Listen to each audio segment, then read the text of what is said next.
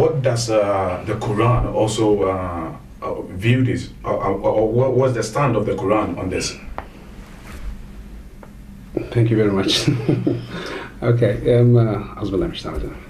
thank you. I think I'll quite agree with what my brother starts to with, as it has a biblical, religious background that has been now, turned upside down, and then we call it a political.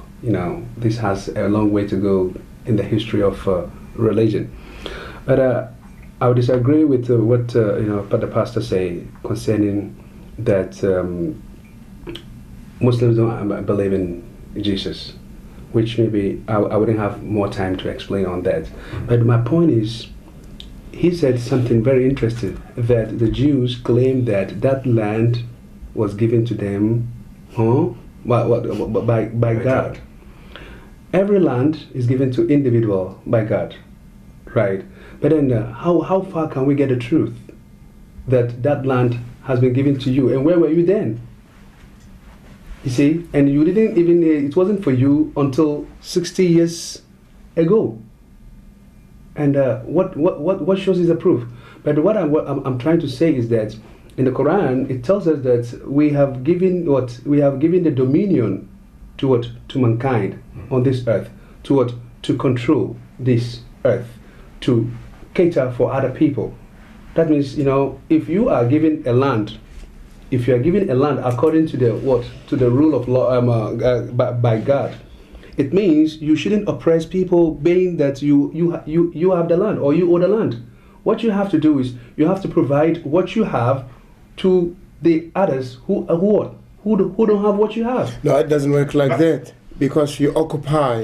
If you get into somebody's property, even though you can claim that God has given you that property, but you are still an occupier, because you are not the indigenous person there. So indigenous person there, if you shift, you'll always remain an occupier.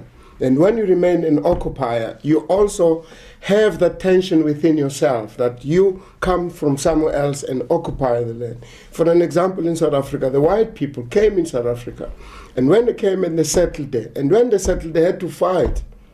So the fight was not only between them and the black people, but they had to fight the other settlers, which were the British settlers, which were there, and the Portuguese settlers.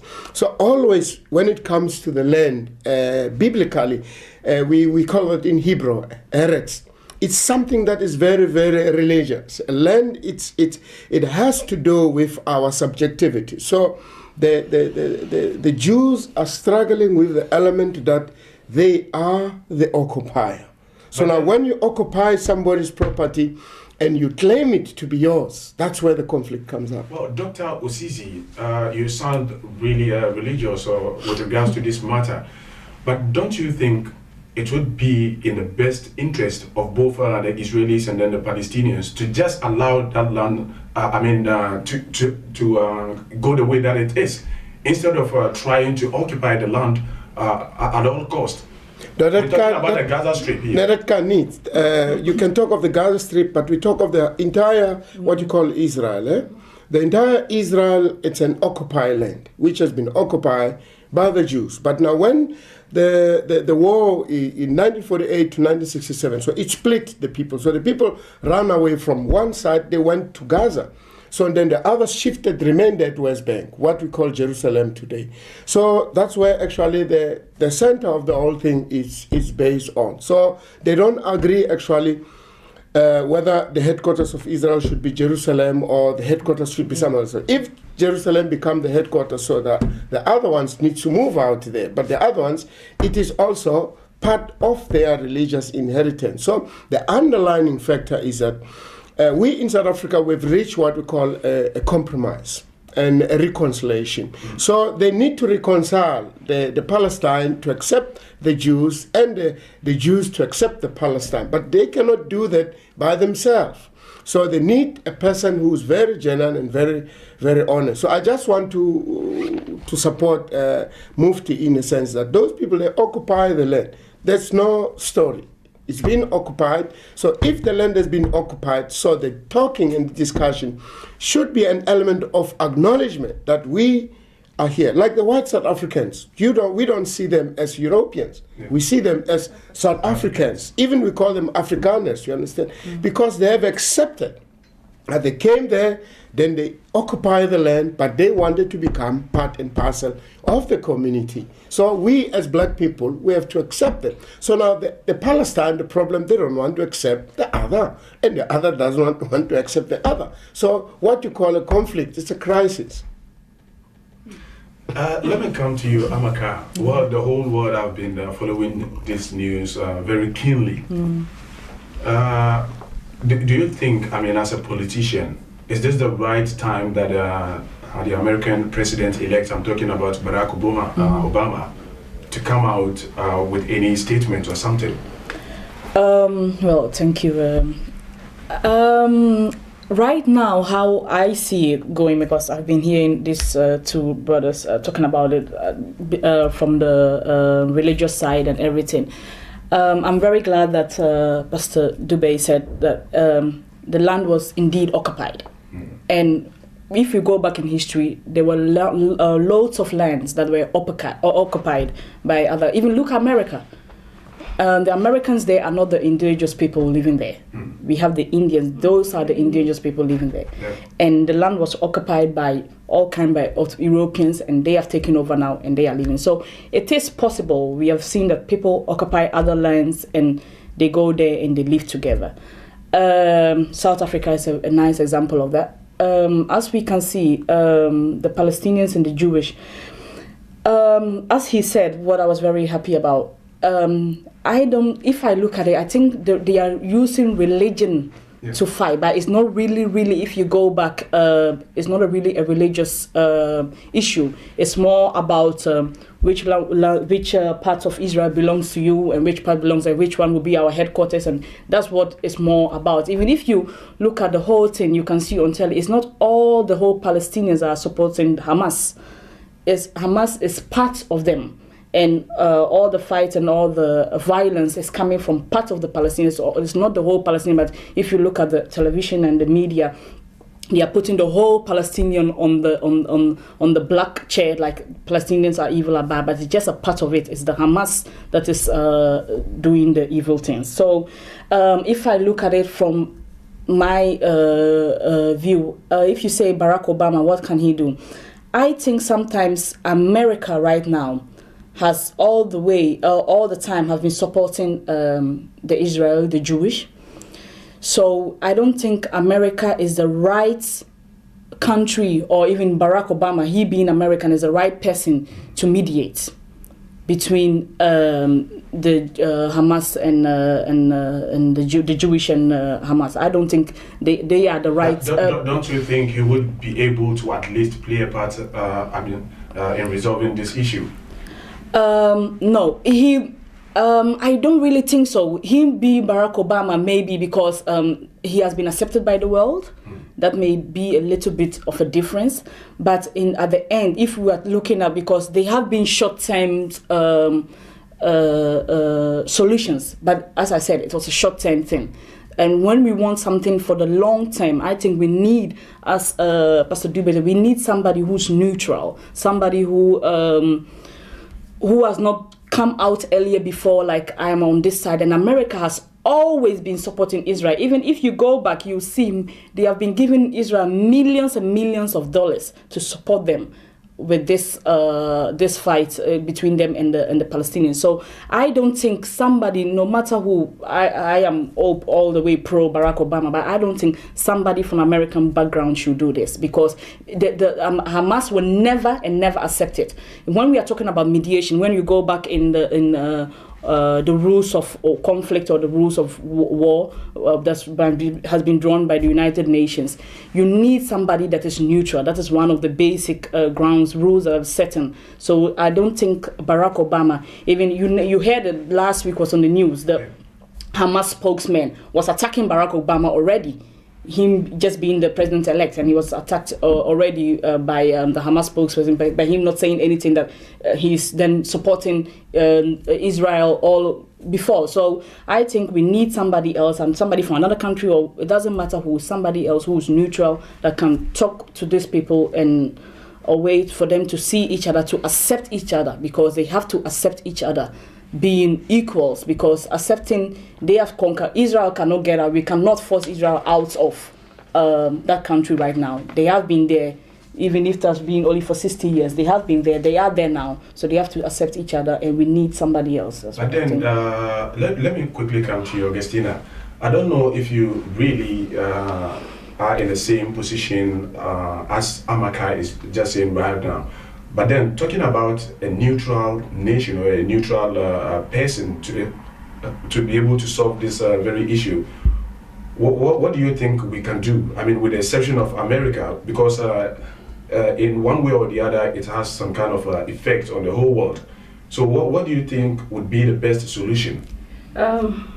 Well, right now, based on the little knowledge that I have on this issue, it is difficult, and I don't think you have like a solution right away. On the other hand, I think this conflict is a very complicated thing, because I remember when President Bush started a war in Iraq, and the whole resolution of the UN was passed, and everybody was trying to tell him not to go to the war, and he decided to go to the war on his own with the support of other countries, including the Netherlands. That undermined the authority of the UN, and that is a problem I see. So I don't also see, I mean, Amma is right that Barack Obama at this stage, or America, is not in a position to become the mediator, but I also don't think the UN is in a position to become the mediator either, because otherwise, if UN decides that they are telling the Israelites or the Hamas to do something, and if they decide not to do it like the way President Bush decided, there's no sanction. You can't do anything. But then, supposing the UN is not ready to engage in any talks with these two nations, or the American, the United States of America is equally not ready for this, who's supposed to do this? Yeah, that's the thing. I think both countries, and also the UN and the states, should really think about the consequences of this problem, and also what has happened in history, because this conflict just didn't happen overnight. It has a history, and the history always was also supported mainly by the United States. Even when the Israelites were wrong at certain points, even yesterday, the House of Representatives passed a bill for the rights of Israel to protect itself. I agree that you should protect yourself, but it depends on how you decided to. And I've seen that Israel has been a country at this stage of being very stubborn, and because they know that they have the backbone of the Americans, so they just do whatever they want at what time they want, without considering because that's why the Hamas thing. There are also human beings living in Palestine. Children are being killed. You can blame Hamas, you can blame whoever, but I think the number one thing is to stay focused on what's important. And the important is human life. You know, we are always, especially politicians, are always worried about abortion and all this thing, but we have seen that guns kill more people than abortion does. You understand? So that is one thing we should really, all of us think about, both politicians, both religious organizations, whoever, UN, United States. We really need to think about how to solve this problem, but I think the solution remains with the Palestinian Israelites. We can all say something, do something, but if those people refuse to accept each other, it's like the Dutch would say gebed zonder einde. There won't be any end to the solution. Reverend Osisi, let me come back to you once again. Why do you think America has been supporting Israel all this while? Now, well, it's a common fact that a lot of Jews migrated to America, and a lot of Jews in America, they are quite very strong and very powerful in the business sector, and the sympathy, it's quite very easy to sympathize with them. But I think you need to acknowledge that a mediator between the two countries cannot be called until the two countries see themselves that they need actually to reconcile. But if just the mediator jumps in, so he has his own agenda, but these ones, they also have their own agenda. But the agenda should not be set actually by the third party. So the first and the second parties, they are the ones actually who need to dictate what we call terms of reference. I did law. In my law studies is that when people get into a certain settlement, they need to have terms of references. So they are the ones who need to set the terms of references rather than a third party to come with the terms of references in order to cease fire, in order to do this. So the only problem is the element of acceptance. So we as therapists, if a woman has been raped, she has been raped, and she has to accept the rapist and forgive the rapist. It's quite a cheap way to say forgive the rapist, you understand? We will always give the time to the person who has raped the other one to be aware that what you did actually is a violation. It's not only rape, but it's a violation of rights of the other person. You know, it's a violation of the privacy. That individual has a right to say no and to say yes. And secondly, you need to accept that you have violated that person's rights. Then you have to come to accept that you did wrong before you are forced by the court to say you are guilty. But even when you can go to court and say you are guilty, but you are still having the problem with it. So then the victim and the perpetrator, they need to be given space for them to decide. So the victim is the one actually who would say, well, I want to forgive. But the perpetrator need to accept the forgiveness. Or the perpetrator is the one that to say, well, I ask forgiveness, rather than to say, I forgive you. But then the court is still there. Let me show you where I'm going to. So what I'm trying to drive you to the point is that the Palestine need to accept that, hey, these people, they live with us. We need to accept, whether we like it or not, we need to accept them. But it is very difficult because there's a lot of pain. There's a lot of suffering, you understand? So now we, as outsiders, we need to support these people in order to get a kind of reparation, to heal, in order to accept the situation which we see as outsiders. Then the ones who are inside there, who are having power, who feel that they need to accept now what we call, in negotiations, we talk this language of give and take. There are other things that you gain and the other things you lose in negotiations. So whether America is there or America is not there, that is not the issue. The main issue is the two parties to sit and agree to differ, that we are different.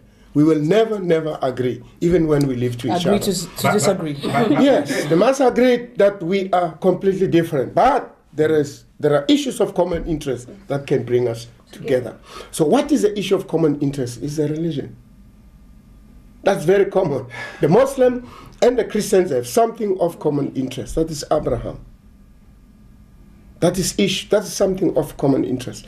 I would tell you that this is something that we've been discussing for the last 3 days and for the last 4 days.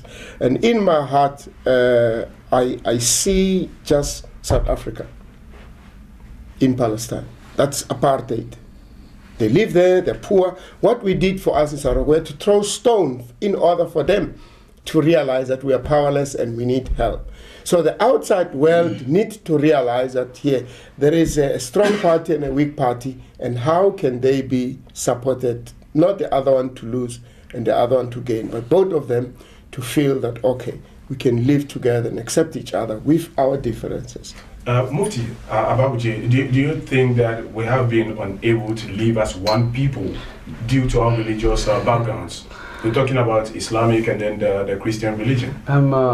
Yes, I think ever since the beginning of this world, that has been the kind of a bone of contention between race.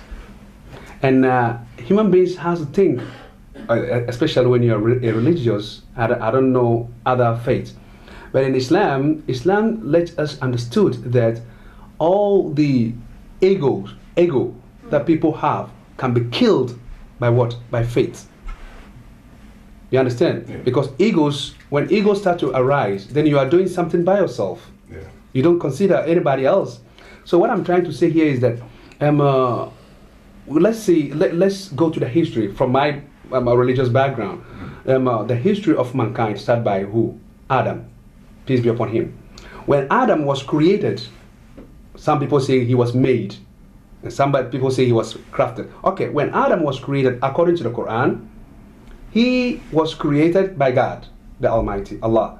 So he asked the angels, right, that I am going to make a creation and represent him on this earth. So what did they say? They said, why are you going to put him whilst we are here? So God says, I know what I'm going to do. He said, yeah, but he's coming there, he's going to fight and kill and blah, blah, blah. All this kind of discussion went on to cut everything short. Then one of the main issue is who? Now we call the devil. We call him Shaitan. When he was part of the group, he was asked that we have finished. Go and salute Adam. That is where the history starts. Do you know what the devil says? He said, I'm better than him that you created by your hand. I'm better than him. Then God asked him why. He said, you created me from the fire, and you created him from what? From the mud, from the dust. That is where the racism starts. So the fight here, I'm talking about here, the Palestine, between the Palestine and the Palestinians see the Jews as they are inferior. Yeah? Mm-hmm. And the Jews, they see the Palestinians to be also inferior. Yeah. They are subhuman. They are inhuman. I'm going to go to the reference of what the Jews think about themselves. For instance, the Jews call themselves Jews and they call other non-Jews as Gentiles. Wow. Because they see them as inhuman. In some of the teachings of the Jews, even today, some teachers of the Talmud, the book of the Jew, what did they say? They say, whosoever disobeys the rabbis deserves death and will be punished by being boiled in hot excrement in hell. And also, it went on further. It says that anybody who is not a Jew, non-Jew, you are just like a dog. So a Jew sees himself to be what? He's a chosen person, even from the Bible. But then I think this is a Jew, any Jew. This is history that I don't know how the Bible also goes about it. Do you agree with what he's saying? But this is the same in the Quran. No, but what he's quoting, you need to know that you have the mosaic, you have the extreme and the Orthodox and the non-Orthodox Jews. So what he's quoting, it might be coming from the extreme, and which does not represent the entire view of Christianity. No, that's not Christianity, of the Jews, because I think what he's saying is just quoting some other elements which come from different groups. But what we need to drive at, actually, what was his point? Because I still wanted to. Yeah, but then he wasn't finished. Then what I'm trying to say is that this kind of barbaric actions happen within mankind. I quite remember here in the Netherlands. Believe me, years back, when you call yourself or they see that you are African, even within the black society, if you tell them you are from Africa, they mention them. I don't want to say it because we are on the TV. You should say it. They are called African man pampa. Yeah. Because that is the insult they give you. But today, thank God that they are saying that, okay, those they are insulting, okay, they are not like that. Before they hardly could even sit next to you. They said that you are stinging because that is the indoctrination in their mind. But then we've come a long way at least. We're still in the 21st century. Yeah. But then the question is that why is it impossible for religious groups to come together as one people? Yeah, but it's impossible. We live in Africa. Possible. Islam, the Muslims and the Christians, we live together. We live together. If you go to Ghana, when I went to Ghana on holidays, for example, and I went to Kumasi, and I saw there was a mosque and there was a church, and afterwards, I think they finished together, and all of them were coming out, and the Christians and the Muslims were even talking, and I think they went on to there were restaurants in there, but they went on and ate together. So I use this example because I remember in my studies I do international relations, and these are the topics we talk about. And we had a study case, and I said to the professor that I think people, that's when the Muslim thing was a hot item here. Muslims were, the Moroccans were creating bad examples, some of the young ones, and everything. Every day you'd pick up the newspaper, they were bashing the Muslims. And I said that I think the Europeans can learn something from Africa. And I made a funny example of what I saw in Ghana. They should go to Ghana and see, after church, you see the Christians and the Muslims go holding hand in hand, going out and eat. So if it's possible, that means civilization is a long time in Africa. If it's possible there. How do you think they can translate this to the Middle East especially? My conclusion was that the media was playing a big role in this. The media is part of this, because if, let's say, for example, over here, you go to West, a Moroccan will burn down a car. The next day will be big in the news. This Islamic boy, the Moroccan, has burned down a car. It got something to do with his background and he be a Muslim. Not knowing the boy was just out of hand. It was just a bad boy. It had nothing to do with him being Islam or something. He just burned down the car because he was bored or something. I don't know what. But everything a Muslim does is brought back to his roots of him being a Muslim, and most of the time it's not even from him being a Muslim. And that is what is being on the media, and is convincing people that being a Muslim is bad, or Muslims are violence. And what he's quoting from the Jewish, and I know it's from the extremist Jewish, you can quote the same from the Quran. Okay. You can open up the Quran, and where you see that you not being a Quran, what do you call you? They have a name for you if you're not Kafir? Kafir? No, one of those things. Yeah, infidel. If you're not, if you don't believe in Allah, you are this, you are that, and you have to be killed if you don't believe. It's true. You can back me up that you can quote it from the Quran. It is in the Quran. So when we go back to how can the Jewish and the Palestinian reconcile, and it's true what you're saying, that they can we can only have a mediator if the two parties accept the mediator. That's what I meant when we are talking about mediator. The two parties have to accept. That's why I was talking about that American can never be a mediator, because the two parties will never accept that person. So if we say only the two parties can accept the mediator, and we go back to what you say, what do they have in common? Religion is what they have in common. No, but we talk of issues of common. But let me come back. You need to be very careful about the subject of the Middle East. You have to be very, very careful. It is not how we talk about it here. In the Middle East, it's what we call, I'm a politician. I was a politician in South Africa, but I don't want to do anything with politicians. In politics, we have what we call propaganda war. You understand? So you can deal with what is happening there, but each and everyone who's there are elections that are coming in February here. You understand? So these elections, they cannot be disconnected to this conflict that is taking place. And Hamas has its own also agenda. Why they refuse to renew the ceasefire? They have their own interest. So there is also a very strong element of propaganda. The media today is showing the shame that Israel is doing to Middle East, to the Palestine. Then that is also, and then the Palestine, they have an upper hand politically. They have a very strong position now, and Hamas has a very strong position. So that's what we call a propaganda war. So, but I cannot really tell you actually, we in Rome, when we're discussing this thing on the basis of human rights, we surely disagree with the attack of other people. We surely disagree with the camp, how the other human beings have been treated, how they live there is very much inhumane. But how both of them want to deal with their differences, that does not call her as a third party to dictate how they should go about it. It's a big problem. So you cannot really decide for them. So you don't need a mediator to solve it. They need to agree, actually, where they differ before a mediator comes. No, I don't agree with you. When I say I don't agree with you, because I think sometimes when people are not talking, even you can have that in your common, and you are a reverend, you know that in your church, you know that two people are not talking. And sometimes it's pride or whatever. So it takes you as a pastor to mediate, to bring them together, to talk. And when I say mediate, is you have to bring the two parties together and sit down, because that's happened before, after the Lebanon thing. It has happened together. They were brought together, and we had a long time of peace, a long time of not fighting, of no war. Yeah, cease of fire. That has been a long time. So it can happen. It can't happen. Too bad was just a short-term thing. It can't happen if because right now the two parties are not fighting. The only way they are fighting is either throwing bombs at each other.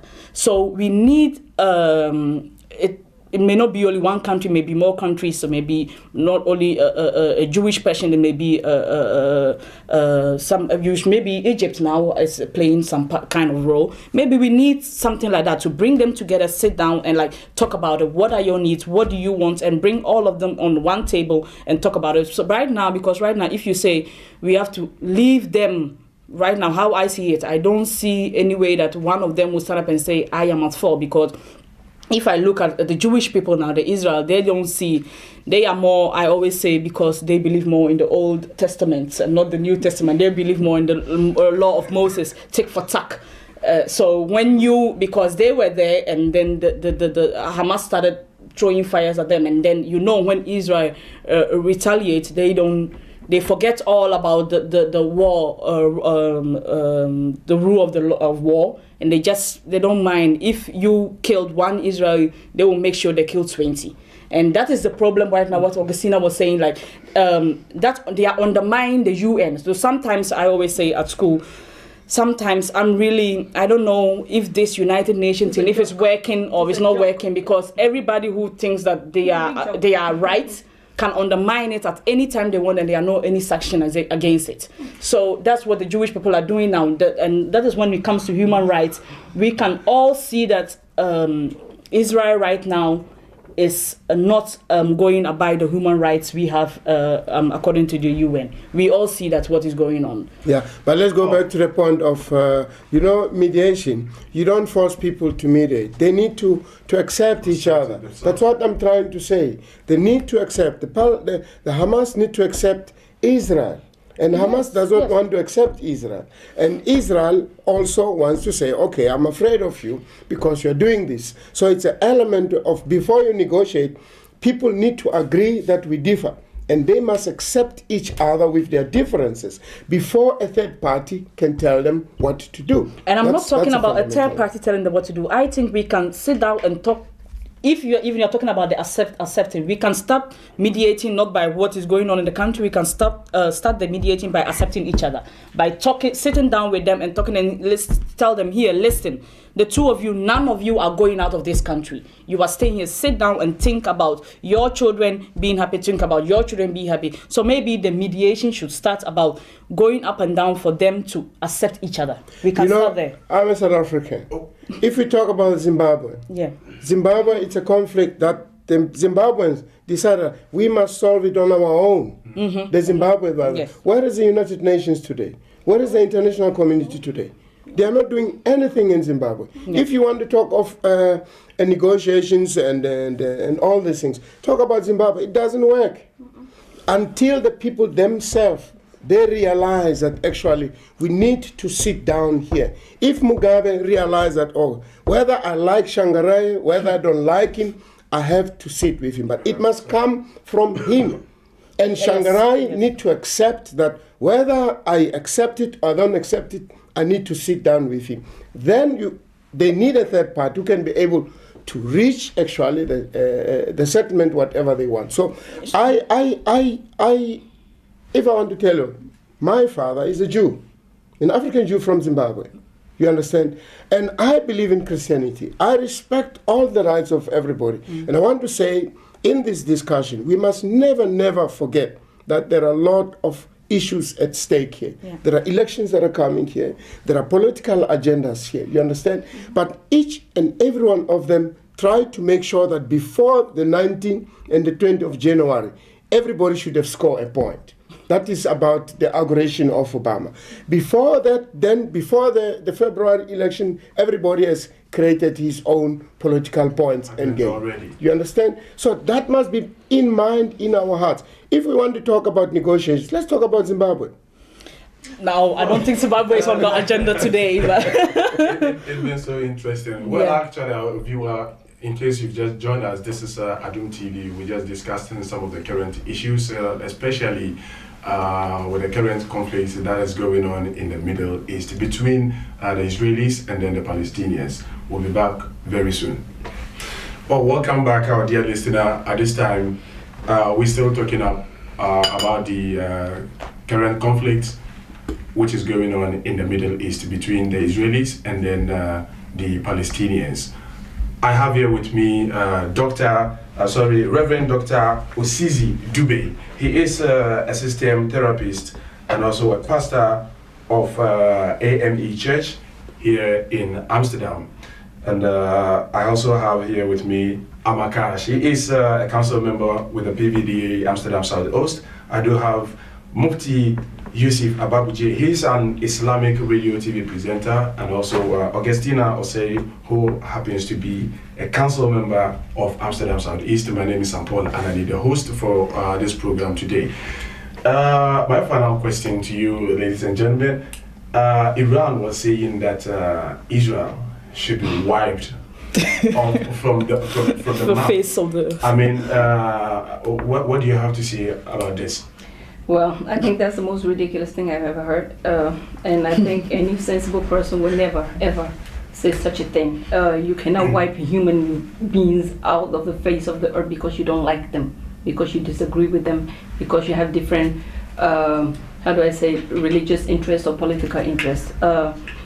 But what it is, we have been talking about this whole thing, and the 4 of us or 5 of us talking about this issue here doesn't end. You understand? There's, like I said before, it's a very complicated thing. But the moment both parties realize that they have a problem and acknowledge that they have a problem, then you can work on the solution. And at this point, I don't see the solution coming anytime soon. Not from Barack Obama, not from the UN, because my personal view at this stage, and it's based on what President Bush did concerning the war in Iraq, that I see United States as a big joke. You understand? So, so that's the thing. But I don't think that anybody should be wiped off the field. Not the Muslims, not the Jews, not the Christians. I think both of us, like I must say before, we should look at the examples of the African nations, how we live together with all kinds of religions, whether you believe in something or you don't. Just accept each other as human beings, and we all have the right to be here because we were created to be here, and we were created to have dominion over this world with all the animals and everything in it. So at the moment we acknowledge that we are brothers and sisters, and that we acknowledge our differences, then we can work on the solution.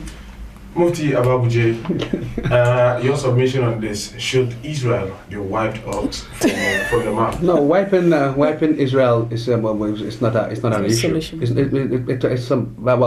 think Ahmadinejad is just in my way back school. They say Papatusin. He's just saying something from his mouth. But sometimes people might say something out of anger. Yeah. And I think I won't judge him right away.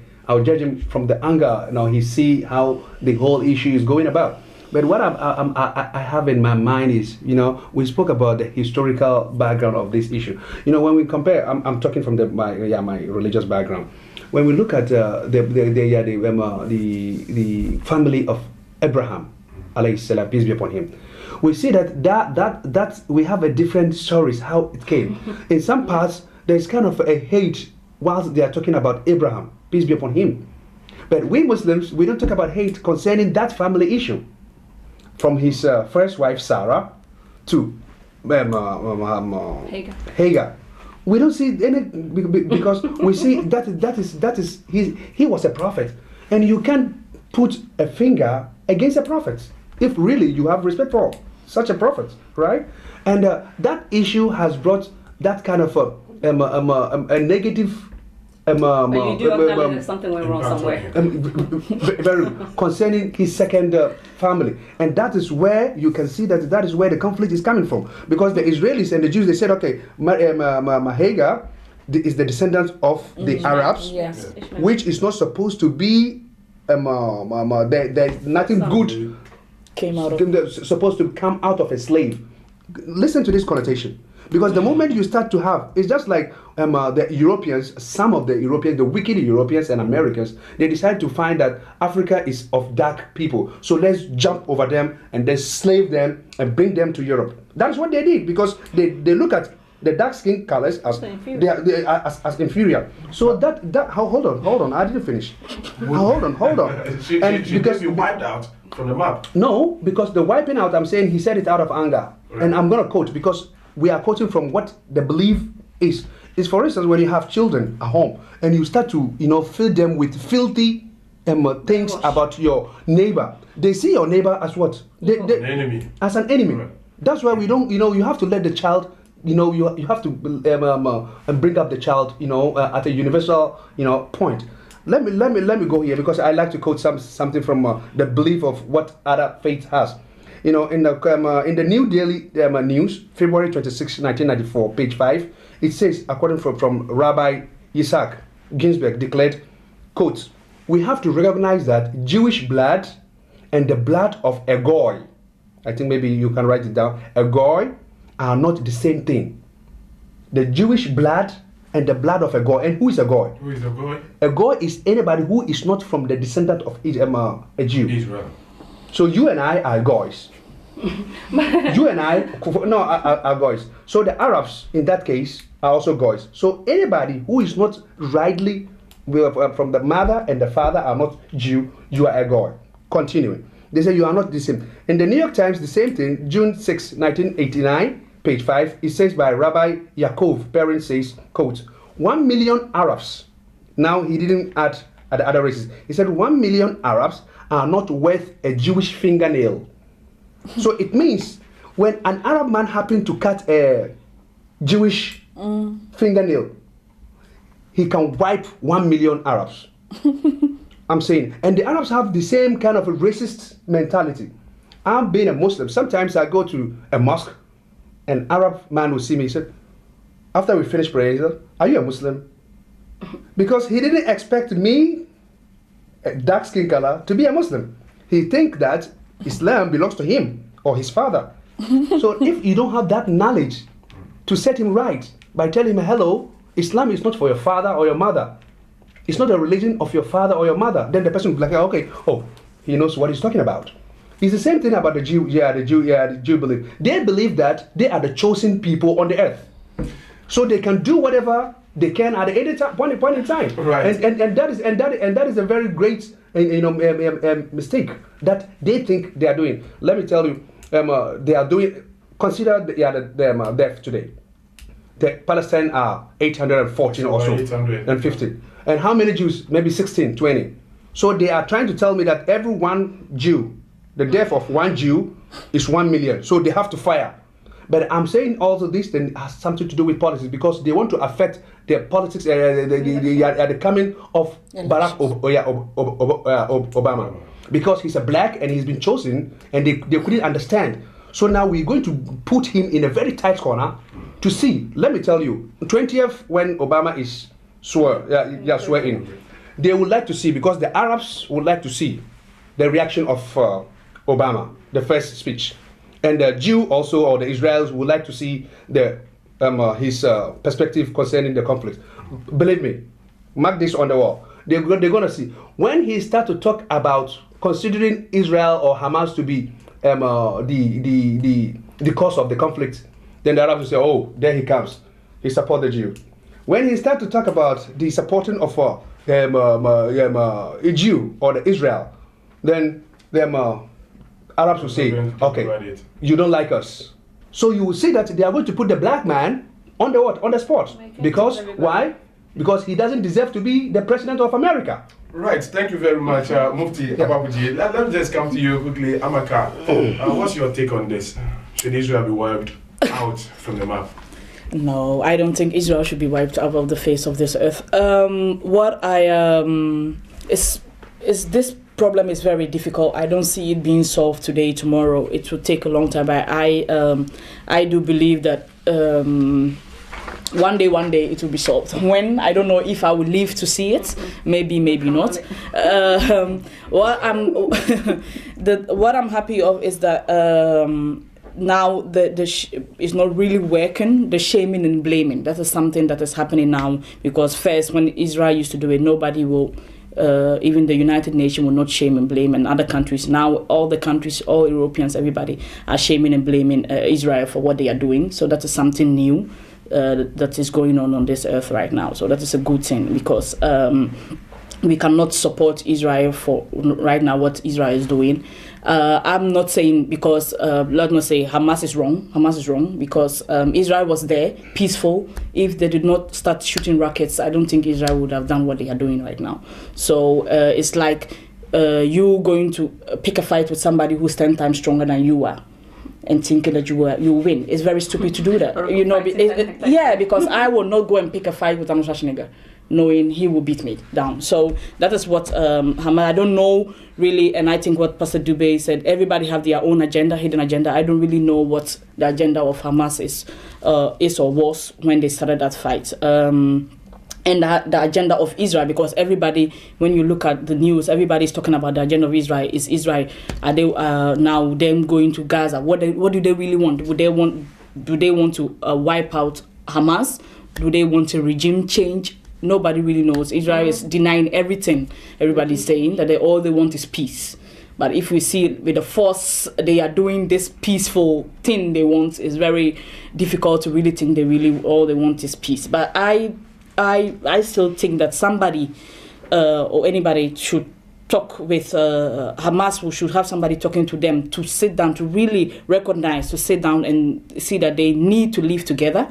And somebody should talk to Israel to also recognize that they have to live together. And for them, before they can even, they have to. I really agree with you if they say they have to accept each other first. Because if I don't accept my father, I cannot live with him. So it's the same thing with these two people. They have to accept each other for them to come to a solution.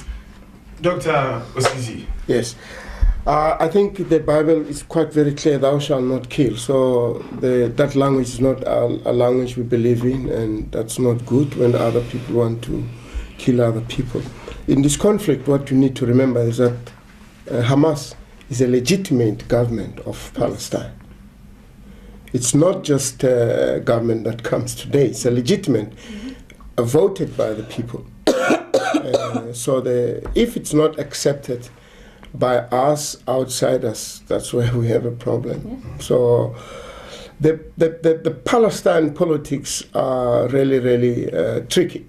So you cannot really say it's like this and like this, because what Hamas is fighting for, they have been voted by the people. And that's democracy. Yeah. So going by these, should Israel be wiped out of the map? No, I said that's not our language as Christians. He started by quoting. The language. No, we don't. I don't even talk that language of killing other people, because I really believe in the rights of other people, even when they've stolen from me, even when they've taken from me. I have the rights to respect them as human beings. So when people are angry, as Mufti has indicated, they can say whatever they say, but that doesn't mean that's what they mean. From a psychological point of view, you cannot take literally when a frustrated and an angry man says that I want to kill you, then you take him to the police and then they persecute that person. But it's just frustrated. I think it's interesting what Pastor Dube just said about Hamas.